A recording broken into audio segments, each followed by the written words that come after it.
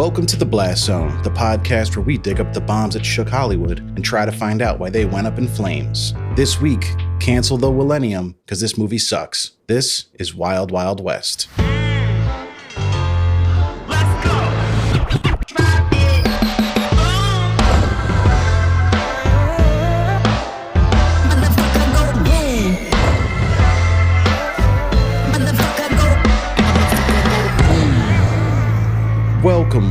Welcome to The Blast Zone. Welcome to The Blast Zone. We are not a podcast about bad movies. We are a podcast about movies that did badly. I am Jon Drake, in-house film critic of my Letterboxd account. And I'm Ian Dukes. I'm a person with thoughts and feelings, and some of them are about movies. Movies like Wild Wild West, yes, which we'll be talking about today. Wild movie. Which, in stark contrast to our intro tagline, is a bad movie that did badly. So it covers both those bases. We got it covered this week. So before we get into that, Ian, how are you doing? I'm like the Michelin Man in that I am rather tired. Oh, boy.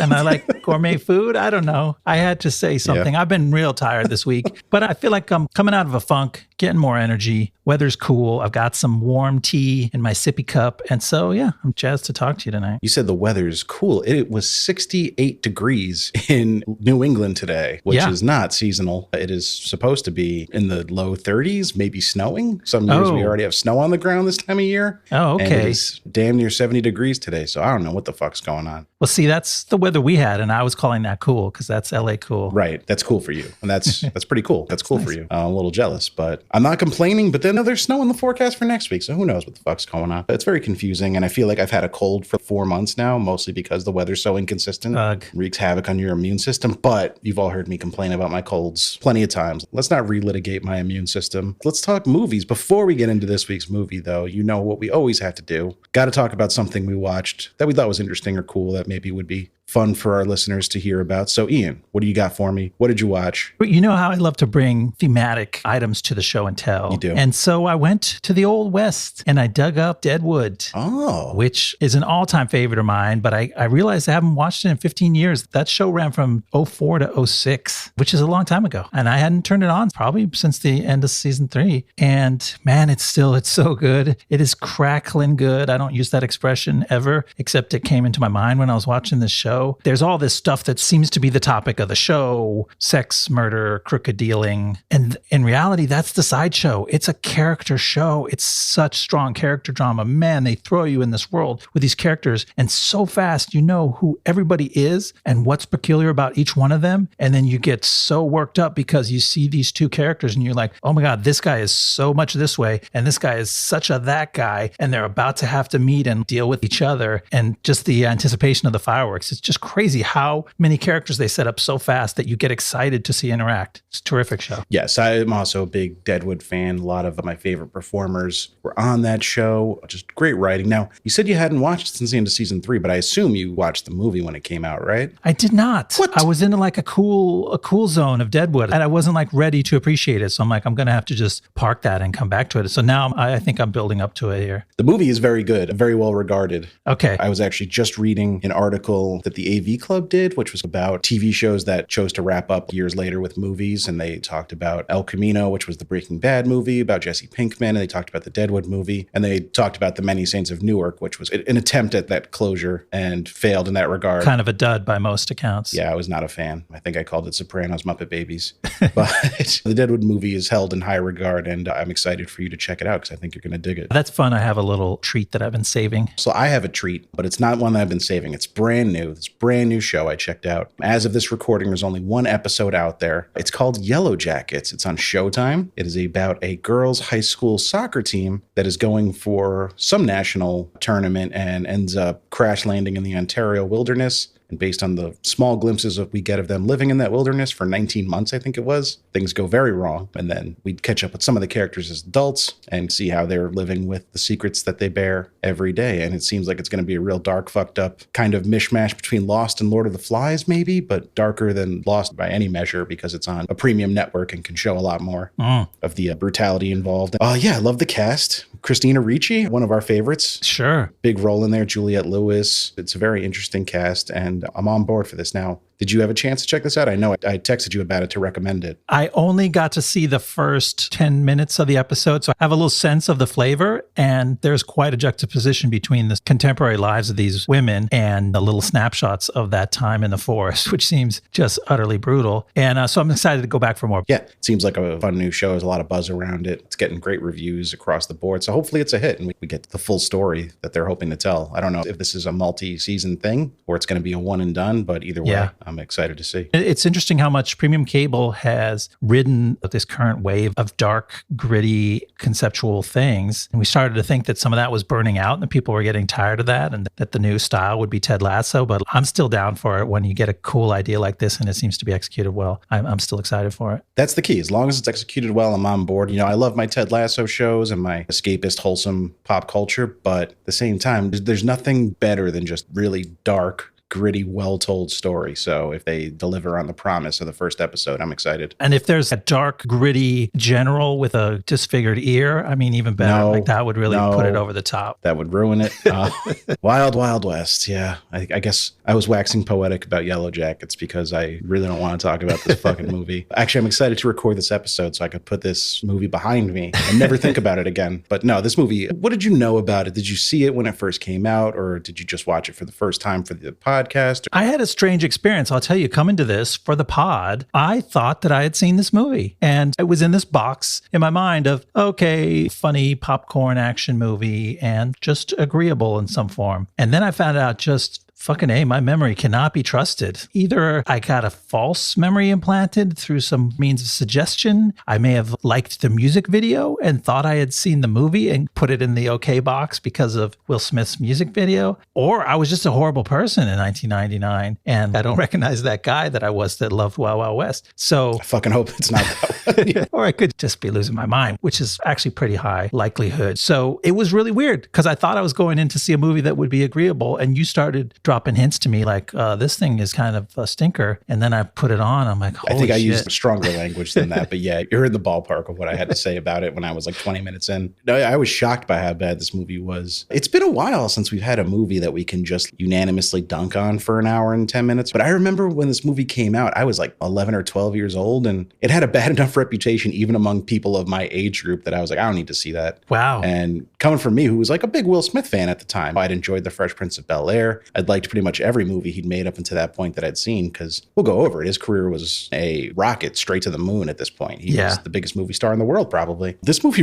really stopped his momentum, surprisingly so. When I was looking at what he did after this, I thought his run of successful movies lasted until the late aughts. But no, this movie put him on a downward path that I was shocked to see. It's that bad. And it really is that bad. It's shockingly bad. I don't have much else to say about it generally, but we'll get into the specifics of why it's so bad, I guess, right? Yeah, I mean, if it sounds like we're winging it at all during this episode, it's probably because we could not bother to pay too much attention to this movie. We both like to do a couple watches if we can, and neither one of us wanted to go back for that second watch. No, I actually put my foot down and I told you that I'm watching this movie one time and I will not watch it a second time. I don't care if I miss some small details like in the summary or the synopsis of the movie. I am okay with that sacrifice for my own sanity. I went back because it took us a while to get into the studio to tape this. I'm like, I better just watch a little bit of it because I feel like the whole thing is fading from my mind. And in my little partial rewatch, I realized how much of it I had tuned out. Like I was surprised by how much detail there is in the movie. I'm like, wow, this movie is not just broad brush strokes and cheap facades. I'm like, look at all these sets and all these people and they're saying things. There's a lot of details to the plot about the machinery and we're meeting here and there's a guy and there's a map and you see exactly how they got the map and knew when to go where. I'm like, I missed all those details in the first go around because I was so put off by the tone, by the look. There's like a lot of things that make you go, ugh, and step back from the screen in this movie and then you miss it. But then when you go back and get into all those details, it didn't make it better. It made it more detailed, but just as bad. Yeah, certainly a painstakingly made movie. We'll get into the budget of this movie and how massive it was. I mean, a lot of stuff was built for this, a lot of big sets, a lot of big set pieces were done with practical effects for this movie. It's a fucking expensive movie. This budget by today's standards is massive. And all that detail and all that work and all that money just for this, it almost makes you angry. Angrier. Like I can cut a $15 million movie some slack for not being the best put together thing you've ever seen on the screen. But when you take hundreds of millions of dollars and this is what you come up with talented people involved, Yeah, all throughout it. I really felt there is a cognitive dissonance when you watch it, especially on the screen. We trust Will Smith and to a lesser extent, Kevin Kline and the other stars of this movie to be funny and also to be smart and self-aware, like smart people as actors and personalities. And it's just stunning how wrong the writers got every scene and every joke. And it's hard to figure out, what were these guys thinking? They were shooting all these scenes. This took a lot of time. They went in scene after scene and pressed forward and made a whole movie. And you just wonder what they were thinking. But I mean, they tried. Yeah, I guess you could give them some points for trying. You see them in every scene. No, I give them no points for trying. You talk about a lot of people worked on this movie and sacrificed for this. Not only people, but locations. They burned down the Cook Movie Ranch, a famous shooting location for Old West type stuff, was burned down because of this movie. It's outside Santa Fe, New Mexico. There was a pyrotechnic stunt done and a planned building fire went out of control and burned down this very prestigious and historic Old West set that they had been using for this movie. So yeah, real consequences. It's kind of symbolic of the movie, I guess. They should have seen that as an omen, as a portent of things to come. Do you want me to tell you how this pile of dog shit got made and came together? Sure, let's hear how this thing happened. All right. Bad Boys, Independence Day, Men in Black, Enemy of the State. These are the movies Will Smith starred in from 1995 to 1998, a nearly unprecedented run of both critical and commercial success. It would not be an exaggeration to call him the biggest movie star in the world when 1999 rolled around. Smith's next big-budget adventure would be a film adaptation of Michael Garrison's television show, The Wild Wild West, which aired on CBS from 1965 to 1969. The film had been in some stage of development since 1992, with Richard Donner originally slated to direct a movie from a Shane Black screenplay that would star Mel Gibson as Jim West. They called it Lethal West. Donner and Gibson would leave the project to adapt another old-timey Old West TV show in Maverick, and Tom Cruise would then begin talks to star as West before also leaving to adapt an old-timey TV show and make the first Mission Impossible movie. They called it Knock Knock List. Smith and Sonnenfeld began negotiations to take over the project in February 1997 after working together on Men in Black, when veteran screenwriting duo S.S. Wilson and Brent Maddock would be hired to write the screenplay. George Clooney would sign on to play Artemis Gordon in August 1997, but dropped out after a reportedly heated argument with Sonnenfeld and would be replaced by Kevin Kline. The pre-production troubles continued as duo Jeffrey Price and Peter S. Seaman, best known for writing Who Framed Roger Rabbit, were hired to rewrite the original screenplay. They called it Toon Town. Filming would finally begin in April 1998, with set work being shot on the Warner Brothers lot in LA and exteriors and location shooting shot near Santa Fe, New Mexico. Test screenings did not go well, as audiences reportedly couldn't tell if the film was supposed to be a comedy, and reshoots were ordered to inject more humor into the film. Many members of the cast and crew had already soured on the movie, with Smith confirming he knew the movie wasn't any good, and Warner Brothers' own quality control department expressing their reluctance to work on it. The final budget was reported to be in the range of $170 million, nearly $300 million in 2021 money. But only $14 million in 1869 money. And the film would need to be a massive hit to avoid a loss for the studio. Reviews were overwhelmingly negative, with the movie currently sitting at 17% on Rotten Tomatoes. Unfortunately for Warner Brothers, audiences agreed with the critics, the cast and the crew, and the movie would eventually earn only $220 million worldwide. On the bright side, the Will Smith rap song of the same name was a hit, I guess.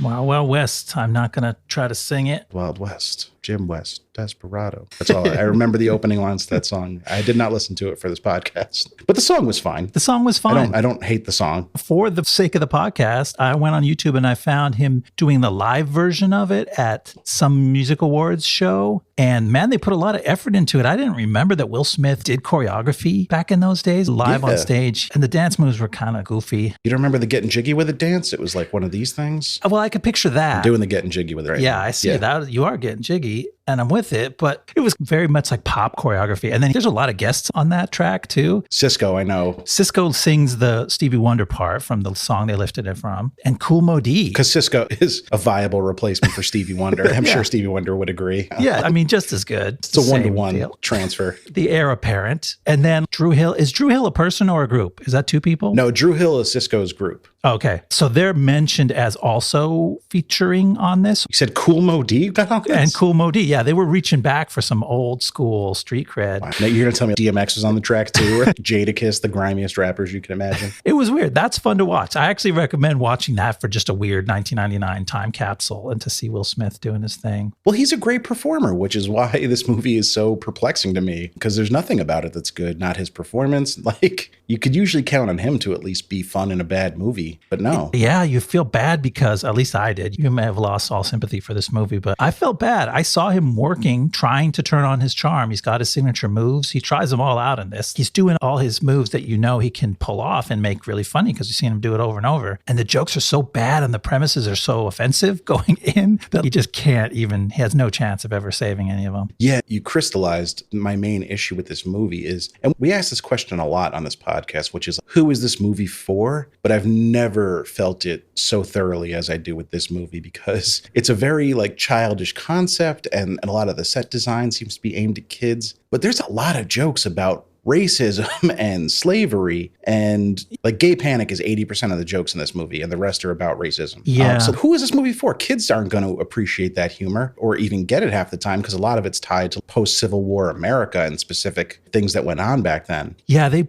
pulled up a lot of really dark themes, and then they tried to joke about them, but in just the worst way. Like, we named the writers, and they were real Hollywood writers with real credentials, but it felt to me watching through it, I'm like, did they just let junior execs pitch everything they wanted and then they just did it? Or my other theory was they let an office full of stockbrokers write this movie. Guys like, oh, we love to joke around in the office. We're always razzing on each other, you know, and we make fun of people, but they could take it because they dish it out. Like, people who like... It's a joke, man. Yeah. A lot of that energy going on here. Yeah, it's a bad energy, man. And Will Smith and Kevin Kline can't lift it. Bad energy is a good way to describe it, because this movie is like, and I don't mean from a photography standpoint or a design standpoint, just like it's ugly at its core. It's a very mean, nasty movie. Yeah, the attitude of the jokes is ugly. But I would also add that the faces of the people are ugly, especially in the opening couple of sequences. It actually turned me off. The people that you meet right out of the gate are like, ooh, why do I got to look at this? Yeah, I mean, specifically Ted Levine, who maybe is not a beauty queen by anybody's standards, but he's not the worst looking person of all time. This movie makes him just repellently gross. Yeah, and you spend a lot of time looking at his face in the first 10 minutes. He's almost set up like he's going to be the heavy of the movie. We come to find out he's more of a lackey, but he's heavily featured, and he's got, what would you call it? Some kind of hearing aid apparatus, but it's an old-timey horn, because this movie also has a very steampunk aesthetic that it's trying to hit. So yeah, fuck this movie though.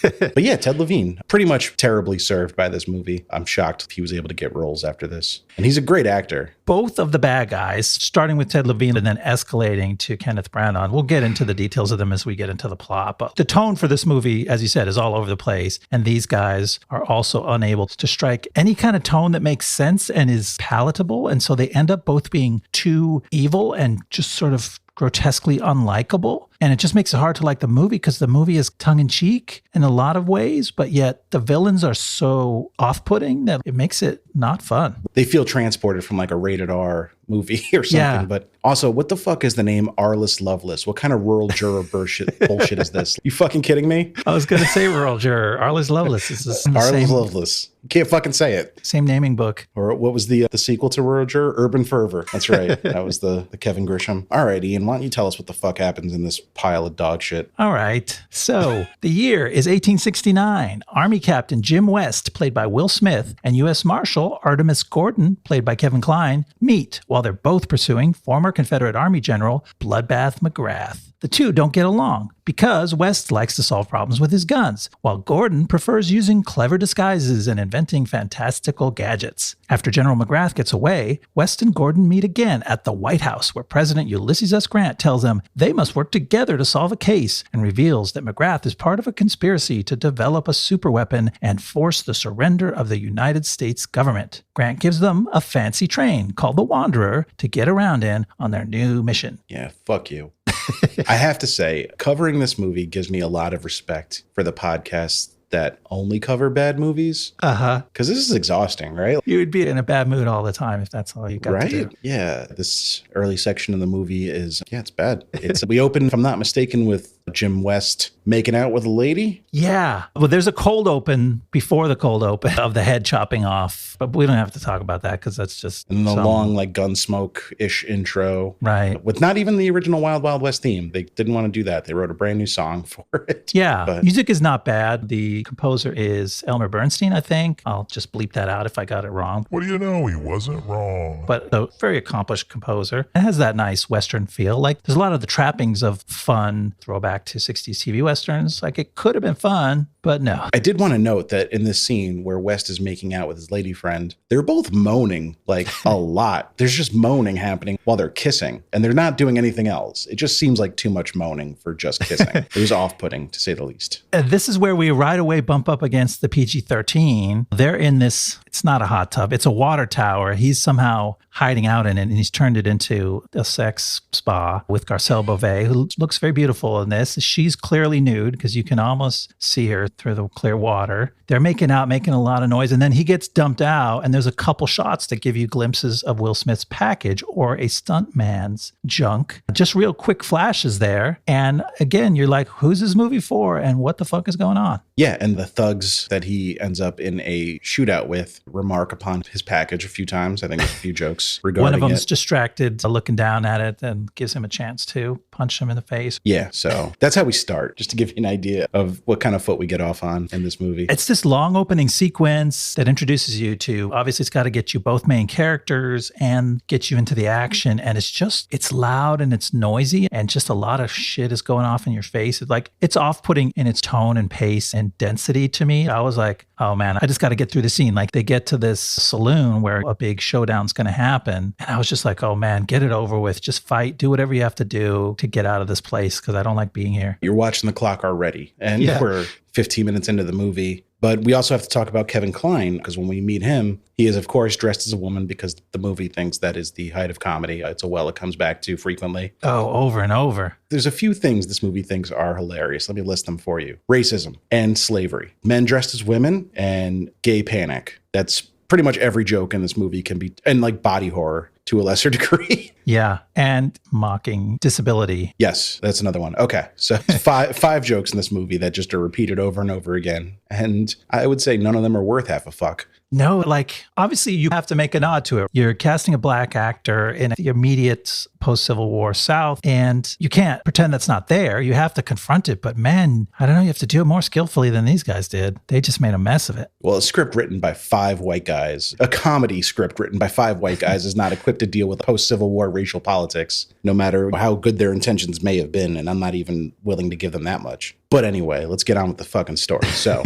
we meet Ulysses S. Grant, but also we don't because it's Kevin Kline again. But then the real Ulysses S. Grant walks in, also played by Kevin Kline. Well, that's not confusing at all.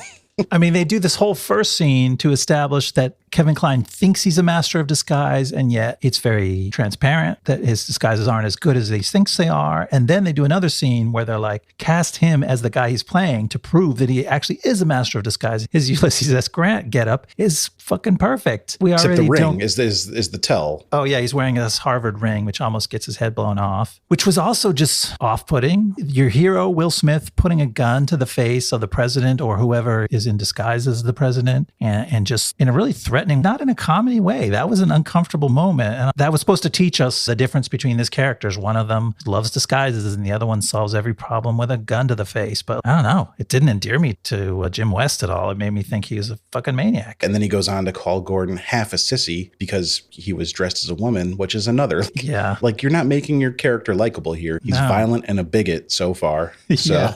And he doesn't really get better. No. When he meets our disabled villain.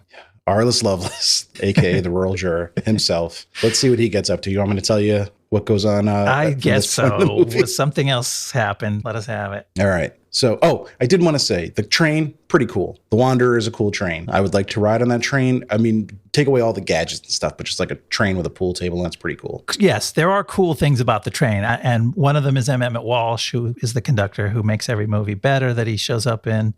The gadgets are so dumb. The gadgets themselves are bad, yeah. Why is there a spring on one particular corner of the rear platform that lands you in a chair next to Gordon? It clearly doesn't make any sense except to have Will Smith sit in a chair next to Gordon in a dramatic way. And this is where the movie starts to get Looney Tunes for me. And I'll bring that up later as we hit a bunch of things. The movie veers into Looney Tunes cartoon territory in its logic of the physical world in a bunch of places, and it's not good. Well, let's get into that then. So, West and Gordon track McGrath to a masquerade ball hosted by evil mastermind Dr. Arliss Lovelace, played by Kenneth Branagh, who rides a steam-powered wheelchair. Lovelace mocks West for his race, and in return, West mocks Lovelace for his disability. So everybody's doing great. Tensions escalate as the crowd of Confederate party guests try to lynch West, but he talks his way out of it. Gordon helps West escape, along with burlesque entertainer Rita Escobar, played by Salma Hayek, who Lovelace had imprisoned as a sexual slave. This is a children's movie. Meanwhile, Lovelace has taken his foreign dignitary guests to a nearby location, where he demonstrates the power of his new weapons by gunning down General McGrath's entire unit of ex-Confederate soldiers. And he personally kills McGrath to boot. Lovelace leaves on his armored train, and the good guys give chase on their train, and they have a train fight, but Rita fucks up and gets them all captured. Lovelace drops off West and Gordon at a detention camp in the desert, and heads off to complete his evil plan to capture President Grant at the Golden Spike ceremony in Utah. Oh man, this is where you're like, oh, I made it through the first act. I saw that weird saloon scene with all the burlesque, and then it gets worse. You're back at another party, masquerade ball, and you have to meet Lovelace. And he is a handful, man. What do you make of Kenneth Branagh? Oh, he's terrible. The character is too much, and the performance is horrendous. Why do you cast an Irishman to play this Kentucky Fried caricature of a Southerner and do what Kenneth Branagh himself calls the worst American accent ever put to film?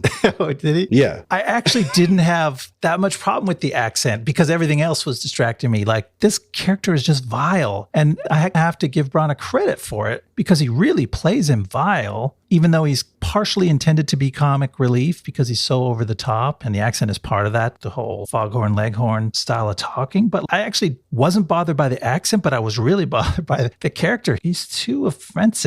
But you know, on my second watch, I'm like, wait a minute, was Daniel Day-Lewis watching this? Because he took some notes. He's like, I see what Ken did wrong here. And then he busted out Bill the Butcher 3 years later, and he got... How dare you, sir?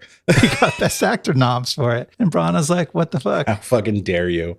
Bill the Butcher is one of the greatest performances ever put to screen. But you got to admit, they have a lot of things in common. Weird facial hair, over-the-top deliveries and accents and clothes. And I'm glaring into the webcam right now so you can see my fury. Sure, I guess there are some superficial similarities between the two, but I do not think Daniel Day-Lewis took any notes from...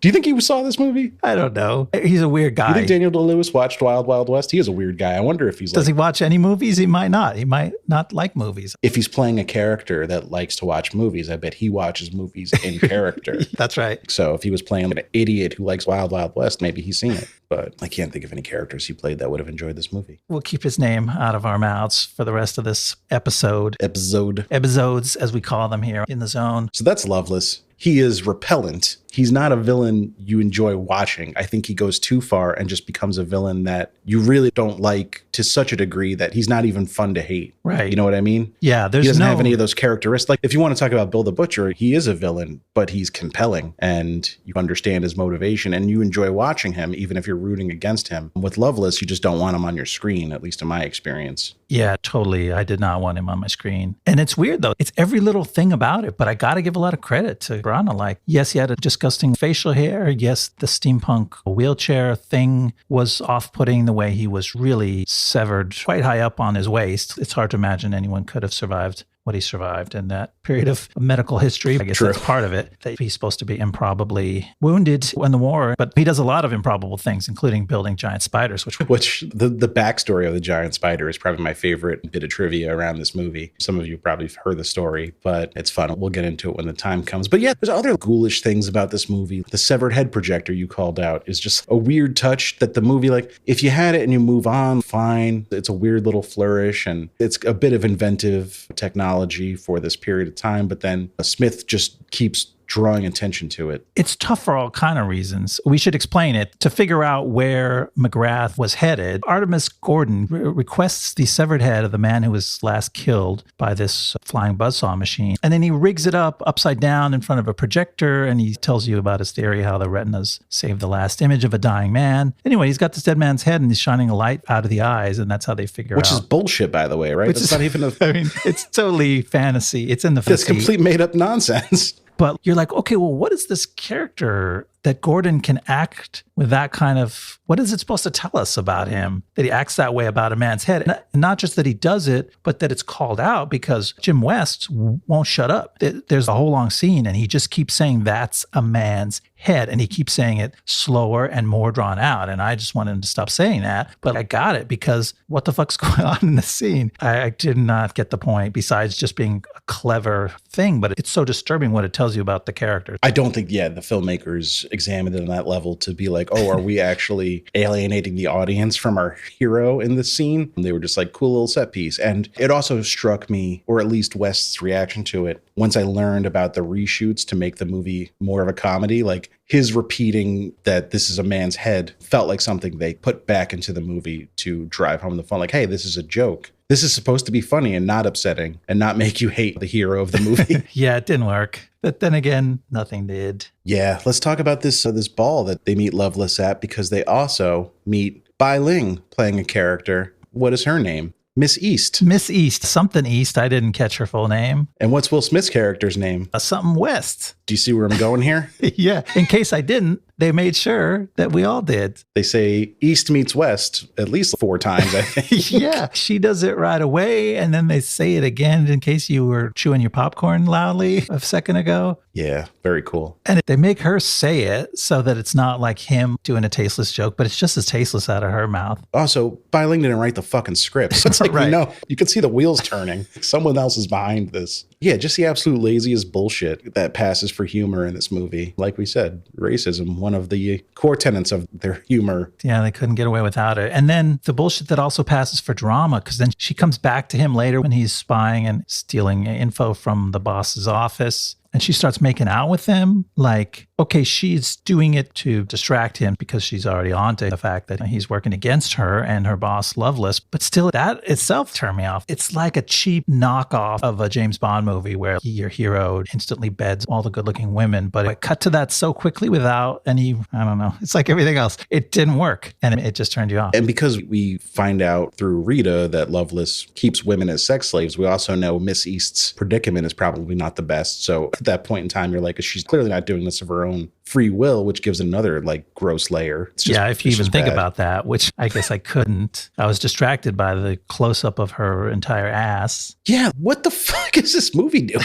The nudity in this movie? I went into this movie being like Wild Wild West, a movie I didn't see at 11 years old because I thought it was for kids or whatever, and I was too cool and grown up to see it. No, it was too grown up for you. Clearly. This movie is all over the place as far as the tone it's trying to strike. And that was like a totally gratuitous close-up. It was, I'm going to sit down on the desk, bring the camera in close to my butt. It was playing to the cheap seats, let's say. The other thing in the scene ends with, as she's distracting Jim West with some French kissing, there are assassins hiding in the paintings on the wall. This room is covered with these large canvases hung all over the walls. And some of them are not paintings. Some of them are people that kind of look like paintings standing there, and they've got guns and they shoot at Jim West, but he kills them with his gun. Did you consider that these are paintings like from the Harry Potter universe and maybe that these are just people trapped in them? That would have been interesting. I don't think that was it. I think this was another one of my Looney Tunes logic moments of the movie is you can't be 10 feet away from a fake painting, a life-size man standing in front of you and think it's a flat painting.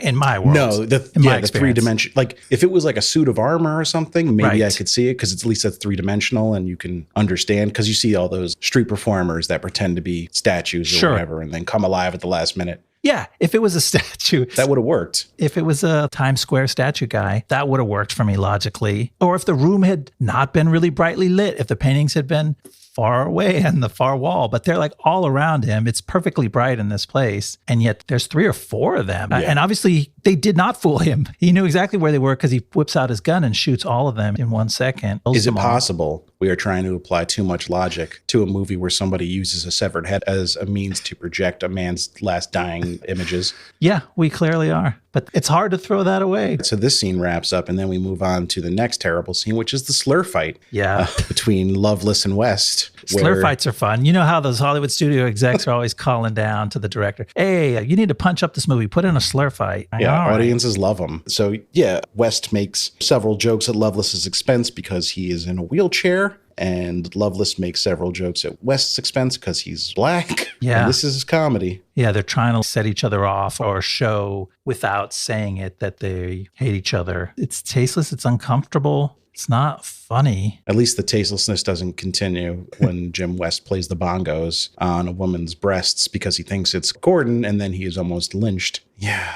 You just should not, under any circumstances, make a near lynching funny unless you acknowledge the pain, but there's no acknowledgement. Right. It keeps going back to what I would describe as it's a movie that is not nearly equipped to deal with the topics it's trying to joke about. It does not have the bandwidth or the intelligence to deliver on these jokes in a way that is anything but highly offensive and upsetting. So, and then we got to talk about Rita because Salma Hayek, big actress, cast in this movie, featured prominently in the marketing. Sure. Kind of a non-entity, right? Kind of, again, just a poorly written character where she does a bunch of different things at different points in the movie, but doesn't have a coherent role. She starts out as kind of a nobody, which is part of the story. She's pretending to be a nobody because she's actually the wife of one of the key scientists who we don't care about because we've never seen and we don't meet him till everything is over.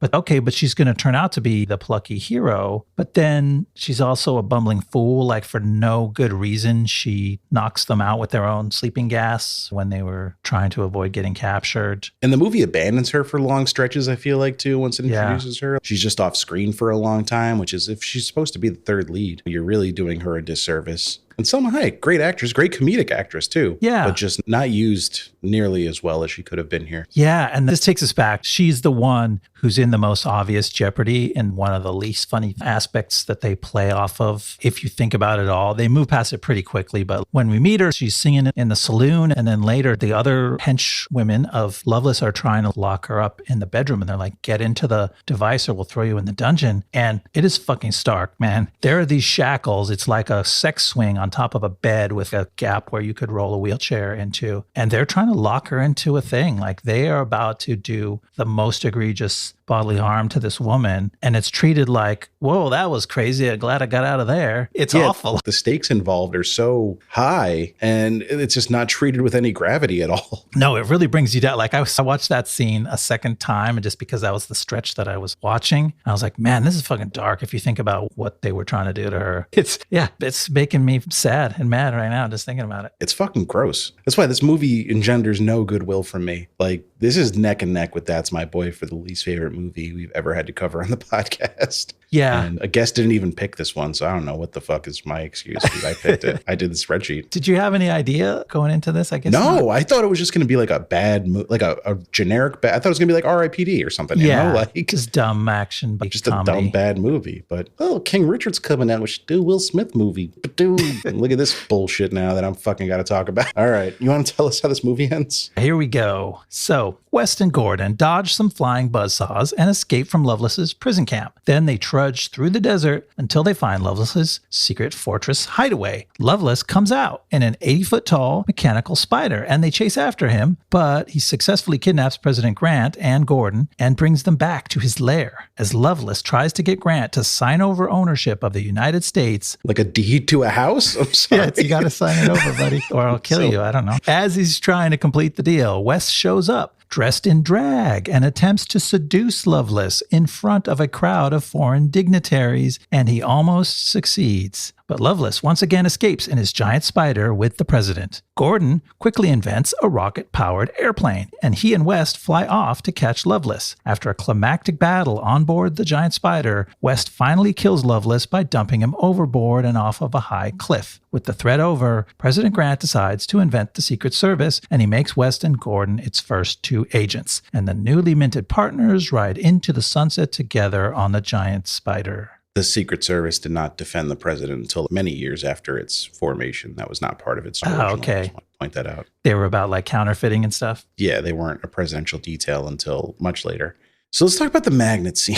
Yeah. Where they have these magnetic dog collars on and they're drawn to each other. But did you find that like the strength of the magnets varied wildly from one set piece to the next? Oh, sure. It was cartoon logic. It was like, has anyone ever played with magnets as a kid? You got to drop in an Insane Clown Posse clip right now of fucking magnets. How do they work? Fucking magnets. How do they work? I guess they get pretty big. I haven't been around one of those big electromagnets that they use in car crushing scenarios, but these were little or like Breaking Bad things. Yeah, but sometimes they could be 5 feet away from each other and be fine, and other times they're being pulled together from 50 feet apart. Right, dragged through the dirt with their heels dug in. It was cartoon shit. Like the rules change when you need to do a physical gag, and that's what was going on here. And it's like, man, let them be people or something that we can relate to. But they got to do a joke where West gets magnetized to Gordon's belt buckle. Oh, so right. Now his head's right near his wiener. Son of a bitch, I forgot that joke. You had to remind me. Yeah, and he goes, don't tell your grandchildren about this part of the story. Okay. Because my head was near a wiener, and that's the worst thing that could happen. God forbid. Fuck this movie. And then let's talk about this belly dancing scene where Jim West comes in dressed as a belly dancer and, first of all, allowed to dance up on the prisoners for some reason. Because, you want to give them a show right before you murder them brutally, I guess. Yeah, this scenario is like these dignitaries of all the powerful nations of Europe are seated here in front of Lovelace, and they're negotiating for their pieces of the U.S. once he gets it signed over to him. Also, I guess this movie has a pretty low opinion of Europe. Oh, yeah. They would all take part in this. They're all the fucking worst. Yeah, fuck you. They throw everybody under the bus. England's there, France is there, Spain is there, Mexico's also there, and they're all pieces of shit. Yeah, they're all on board with this racist monster.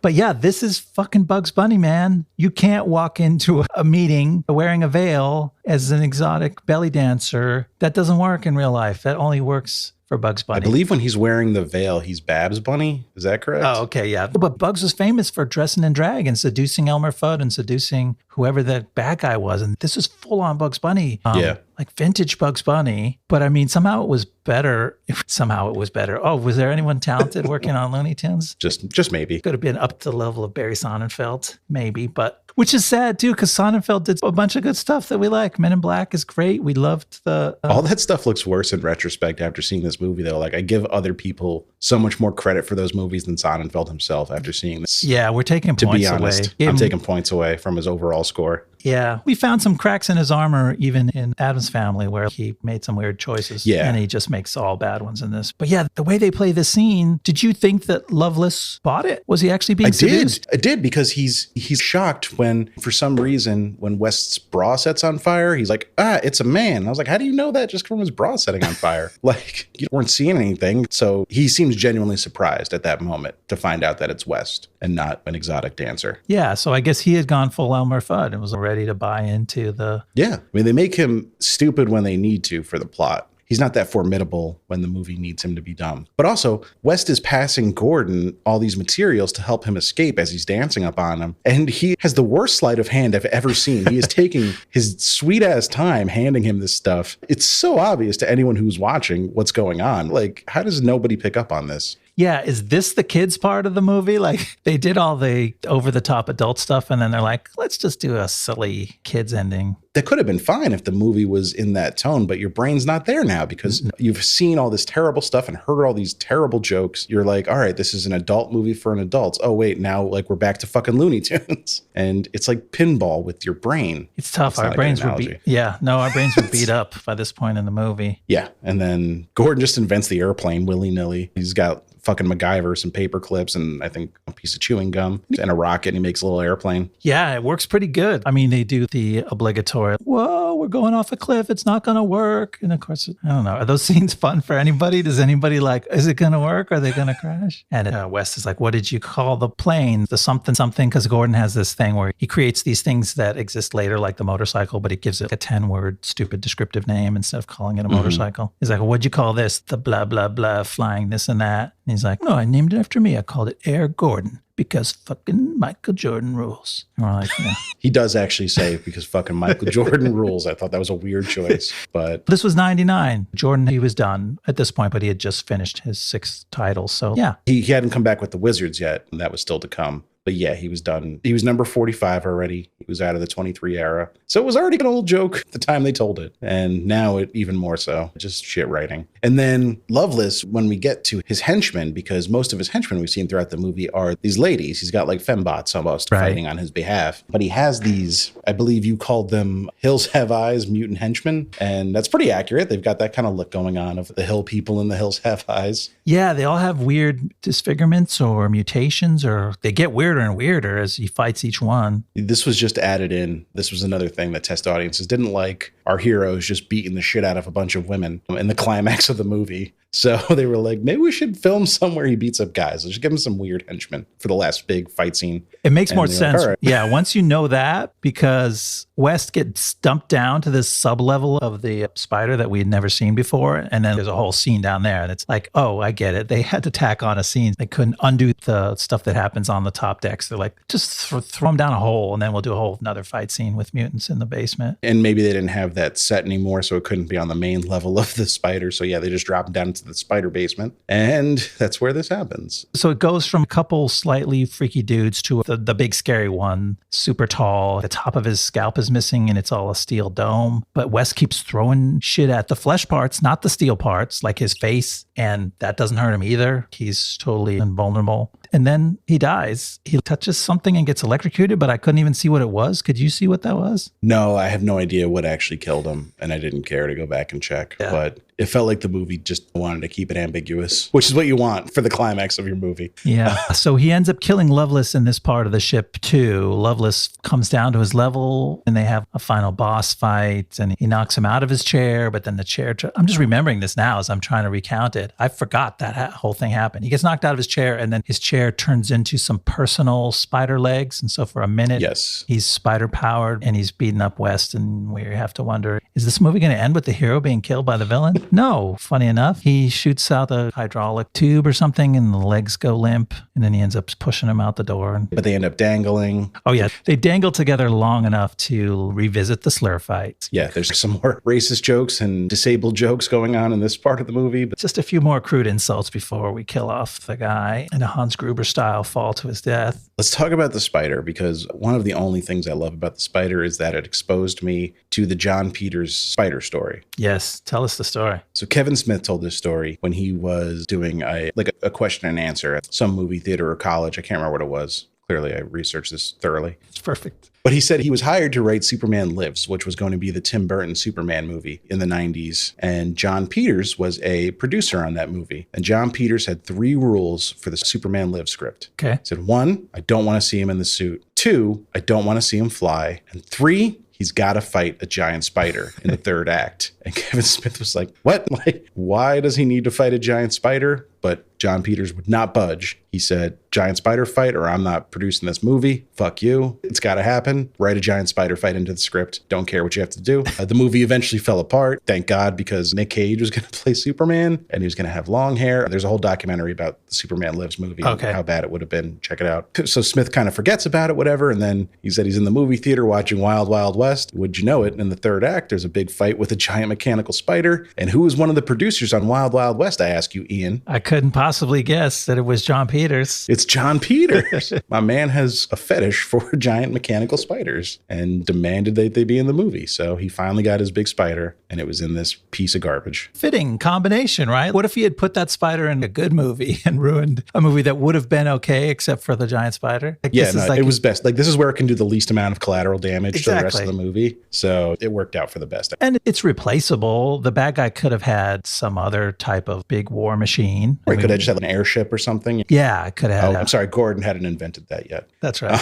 So that is Wild Wild West, a movie that nobody seems to like. Nobody that worked on this movie likes it. But it ends with a corny rap song. That's how you know it's a Barry Sonnenfeld production. Bless him. He loves his corny songs. In the credits, Demi Adejuyigbe has made a whole career out of mocking the corny Will Smith songs in the credits of Sonnenfeld movies, I guess. Oh, really? I mean, one of his main things was like fake Will Smith rap songs over the credits of other movies. I should check those out. I like his Earth, Wind, and Fire videos, but I didn't know he had that. He's really good. It's definitely worth watching. We'll see if we can put a link in the show notes to something fun. Yeah. We'll drop them in there. There's a great podcast guest, too. I like when he's on Doughboys. I always tune in for those. Yeah, nobody liked this movie. Will Smith even asked his mom what she thought of the movie after it was done, and she said, "You've done better, baby." Will Smith eventually apologized publicly to Robert Conrad, star of the original television series. Robert Conrad famously hated this movie as well. He even accepted the Razzies this movie won in person on behalf of the cast and crew of the movie. He was a petty king. That's awesome. And Smith confirmed in October 2021 interview that he still considers this his worst movie. And there have been some contenders since this one. He has not put out solid gold since this movie came out. Yeah, no, I mean, he's not all good, but this one, it stands out. I have some other quotes from the cast about this movie. So Barry Sonnenfeld, Kevin Kline, Salma Hayek, and of course Will Smith have all stated publicly they dislike it. Hayek said she thought she was being underused, a fair criticism given her role in this movie. And Kline said he considered himself too good of an actor for the finished product. Another fair criticism, I think, though Kevin Kline's not one of my favorite actors or anything, but I still think he's too good for this movie. Yeah, he's very solid. I've never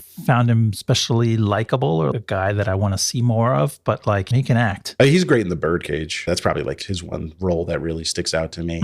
So speaking of Robert Conrad and how much he hated this movie, I don't know how much contemporary audiences at the time cared about the show, The Wild Wild West from CBS, but there's always some baggage when you're adapting an existing property and maybe not doing it justice. So do you think the movie might have had a chance to be more successful if they didn't call it Wild Wild West, just gave it its own name? I absolutely do not think that, but I'm willing to go along with the idea that we should try some other names. All right, so my faulty premise is just a clear artifice to give us an excuse to talk about a game we haven't played in a while, which is the alternate movie title game. So do you have any ideas for what they could have called this movie? I think that they should have called this movie Truly Tasteless Jokes, the movie. I don't know if you remember those 80s joke books, terrible offensive street jokes compiled into... No, I'm much younger than you, so I don't remember those. Yeah, I don't know how long they lasted, but they're like big seller. Like everybody in school had to have these little paperbacks, and it was just all the dead baby jokes, the Helen Keller jokes, every joke at the expense of every disadvantaged type of people, just the worst offensive street jokes collected. It actually does sound familiar. I feel like somebody brought one of these to school one time. Yeah, it's the kind of thing that would get illicitly passed around at your school for sure. And this movie is like if your Facebook uncle was hired to adapt those books into a movie.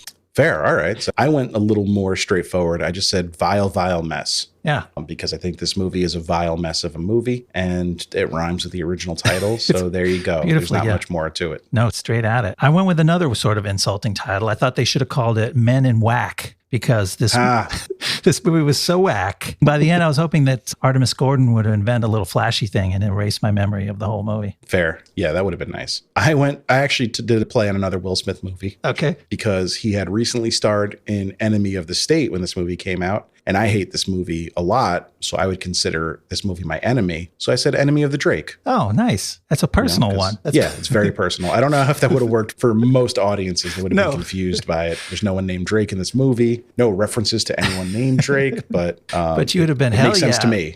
Mine are getting a little stretched thin here. I thought they should have called this movie Nightmare on My Streaming Service, which is a play on a Will Smith song title. If anybody remembers Nightmare on My Street, back in 1988, second album by DJ Jazzy Jeff and the Fresh Prince. He did an unauthorized Nightmare on Elm Street themed rap. And it reminds me that this movie is a nightmare on my streaming service. I have heard that song. It still pops up on like Spotify Halloween playlists once in a while. Sure. Because there's not that many like Halloween novelty songs. So I have heard that song. I just went with Gay Panic as my last one because most of this movie is about gay panic. Also racism, but I thought racism as a movie title just wouldn't work. Yeah. So Gay Panic. Yeah, that would have sold some tickets. Oh, there was Panic at Needle Park. Oh, that's true. Gay Panic Room with Jodie Foster. No, none of these titles would have saved this terrible movie. No. Okay, let's talk about how this movie opened. It opened on a Wednesday, as you do for big releases. They get a few more days in the gross. So Wednesday to Sunday, it earned $36.4 million, which isn't great for a movie of this magnitude. Barely beat out Big Daddy, the Adam Sandler comedy. Yikes. Which was in its second week. Oh, so man. That's even bleaker. This is the type of movie you're hoping for $80, $90 million opening week with this kind of budget, and it did not even come close. Other notable new releases were South Park and Summer of Sam. Summer of Sam wasn't a big hit, but South Park, apparently a lot of kids bought tickets to this movie and then snuck in to see South Park. So this movie's ticket prices were inflated even by its own marginal standards by kids buying tickets for this movie and then going to see South Park. Yeah, I heard people repeating that same legendary story. And it might be like an anecdote that just got passed around, but it seems likely that at least a few of those tickets were intended for South Park, but spent on Wild Wild West. And I just like the idea that this movie made even less money than it seems to have. It's also ironic because if the parents knew what was in Wild Wild West, they were thinking, oh, that's a fine movie for my 13-year-old to go to. It wasn't. They should have freaked out about that. Right. It speaks to the perception I had of this movie that it was for kids. Yeah. And now that I watch it as an adult, I'm like, this movie's horrifying. There was a whole Burger King kids meal tie-in to this movie marketing, right? Yeah. And the music video itself was very popular amongst young kids because Will Smith famously doesn't swear in his music. It was appropriate for all ages. So the next week, American Pie would come out and take the top spot. Wild Wild West would drop down to 16.8 million, more than a 50% drop. And then it would make 10 million in its third week. And then it would fall out of the box office, never to be talked about again until this moment. And interviews with Will Smith where he's forced to talk about it. So Smith actually went on a bit of a slump after this movie. I was surprised because, like I said, my perception of Smith was that he was a huge star throughout the aughts. Right. And had nothing but hit after hit. But I guess his heyday really was the mid to late 90s. Because let's see what his next movies were. So he had The Legend of Bagger Vance. Huge bomb. Critics hated it. Then you've got Bad Boys 2, widely panned, really badly reviewed movie. Surprisingly, it barely doubled its budget. I was very shocked to see that when I was researching for this. I thought Bad Boys 2 was a huge hit. It has that feeling of a kind of trashy movie that people loved anyway, but I guess they didn't love it that much. Yeah, and it gets brought up a lot. It seems to have a cultural footprint even to this day for a movie that didn't make a ton of money at the time and that critics hated. But I saw it in theaters and I remember liking it at the time because it's very loud and a lot of explosions and scantily clad women. I think I was 16, 17 when the movie came out, so it was right in my wheelhouse at the time. But yeah, I was surprised to see that was not well received. Men in Black 2 was poorly reviewed. I remember seeing it in theaters. It wasn't good. It cost $50 million more to make than the original and made $150 million less. So it probably still turned a profit, but you got to consider that a disappointment by the metrics of the original. Yeah. Bigger budget and you take home a lot less. That's never good. I don't care if it makes money in the long run. That's definitely not what they were hoping for or expecting. No. And then Irobot was a hit, but not a huge hit. Got mediocre reviews and it had a huge budget. Yeah, I remember the vibe on that movie was, oh, it's not as good as it should be for a Will Smith sci-fi extravaganza. That's an Asimov adaptation too, isn't it? Yeah, it's heady on the sci-fi. It's not Men in Black, at least the source material. And I remember it just being some slam bang action and kind of fun. It's pretty middle of the road, but it's not terrible. I think Alan Tudyk plays Sonny, the robot in it, which is cool. Yeah, he's good. Big fan of his. So Hitch in 2005 would snap him out of his losing streak by being a big hit, and people really liked his performance in that. And it was outside of his wheelhouse at the time because he was doing big action movies, and that was more of a romantic comedy. Did Will Smith do Ali in the middle of this stretch too? Oh, he did. Yeah. That to me kept his head above water because that might have not been a big moneymaker, but that was an Oscar bait movie and kept him in that elevated status where like, oh, that's Will Smith. He does a lot of cheap action shit, but once in a while he does an Oscar contender. Yeah, Ali actually did lose money. The reviews for the movie as a whole weren't great, but the reviews for Will Smith in it were really good. So people seemed to really enjoy his performance as Ali, even if they didn't like the movie as a whole. I happen to like that movie. It would be a fun one to do an episode on. Yeah. Hard to believe we haven't covered Michael Mann yet. He's had a lot of bombs, sadly. So that was Smith's following movies. Obviously, we know where he's at now. Still a big star, but, you know, his reputation as like a guaranteed moneymaker, I would say, has definitely fallen off. You saying, did he earn that back with Hitch, or are you saying that was like permanently he's no longer that guy? I would say permanently because he's been up and down ever since this movie came out. He's got a hit here and there, but I no longer think you can put him in a movie and it's definitely going to be a hit just because he's in it. I mean, there's very few of those stars left nowadays. That's true. Most of those stars have a run or they age out of the certain roles and vibe that they can pull off. And people just, they get tired. They want the new flavor. But he still put out good movies. King Richard's getting great reviews. He seems like he's going to be in Oscar contention for it. So yeah, now he's in sort of elder statesman territory, especially playing a father figure like that. I'm looking forward to seeing that. Absolutely. The reviews are coming out and they're looking good now. Kline and Branagh actually reunited the next year in the animated Bond, The Road to El Dorado. They were both in that together. So that's fun. That'll be a fun one to talk about someday. They've both had pretty steady careers. Kline's been making movies at a good pace, but typically smaller movies, dramas, or more low-key comedies or whatever. But Branagh's probably more prolific or well-known as a director now. He still acts for sure, but he's really getting his directing on. And he's got a big movie coming out soon. Belfast is also getting Oscar buzz. That's right. He could be in the Best Picture running this year. Yeah, Best Picture, Best Director. It's apparently autobiographical too. So so. Yeah. Is he looking back? Is he still regretting Wild Wild West at this point? Or does he feel like maybe he's done okay for himself? You see, he's one of the guys, I think, he looked back on it and knew it was shit, but he was like, I cashed the check and whatever, I had fun making it. He didn't seem to get too hung up on it, but also, he's not the star. Like, Will Smith had to wear this around his neck like an albatross for a few years, where I don't think anyone's like Kenneth Branagh, the guy from Wild Wild West. Right. He's in it, but he's not the guy. Yeah, he's a big presence on the screen, but in another year, I'll have forgotten that he's in this movie. Do you know what Will Smith turned down to be in this movie? As a matter of fact, I do. This is one of the legendary casting decisions in Hollywood lore. He turned down the role of Neo in The Matrix to play Jim West in Wild Wild West. One of those incredible what would have been. I mean, he turned down Django as well, which was obviously a few years later, but his misses are pretty big. Yeah. Will Smith maybe needs to reevaluate how he picks his movies. Yeah, he tells the story in this vlog. Have you seen the thing where Will Smith is talking to the camera about how the Wachowskis pitched him The Matrix? And they were just telling him about the bullet time effect. And what if you could jump in the air and freeze and the camera could spin all around you? And he was like, okay, I'll pass. I'm going to go fight a giant spider in the desert. Looking in the rearview mirror would have been a much better decision to take Neo, but I don't know, The Matrix would have been a really different movie. And I'm happy with The Matrix that we got, and Will Smith did fine. So and I guess if you try to explain The Matrix to somebody who's not familiar with it, it sounds fucking crazy. Like, it's not a sure thing as far as like a hit movie goes. It's not based on pre-existing IP. It's an original idea that doesn't really have a quick elevator pitch that makes sense. From some weird visionary creators like that have to try to explain it to you versus should I just hook up with my guy Barry that we made 10 gajillion bucks on Men in Black and just try to make another hit in the Hollywood pipeline? Like, it's a sensible decision. So did you have a beautifully put together final thought that you wanted to give us to summarize your feelings about Wild Wild West? No, but I'm going to say something that I wrote down anyway. I spent time thinking over this movie and writing out all my notes, and I started to get heated as we did during this very episode. And then something I like to do is I went back and searched the Roger Ebert review of the movie, and it's just a gem. He calls out all of the flaws in the movie. He skewers it perfectly, but also the writing is artful and his tone. I just love the way he wrote those reviews, and this was just a perfect one. It gave me a real genuine laugh, and then I felt better about the movie. I'm like, okay, I don't have to take it upon myself to enact my wrath upon this movie. Roger Ebert did it better than I ever could. I had a laugh. I released a lot of tension, and I was thankful for Roger Ebert. May the Lord of movies rest his soul. I have his books. He has 2 books that are just compilations of his most scathing reviews. Oh, awesome. One's called Your Movie Sucks, and the other's called I Hated this movie.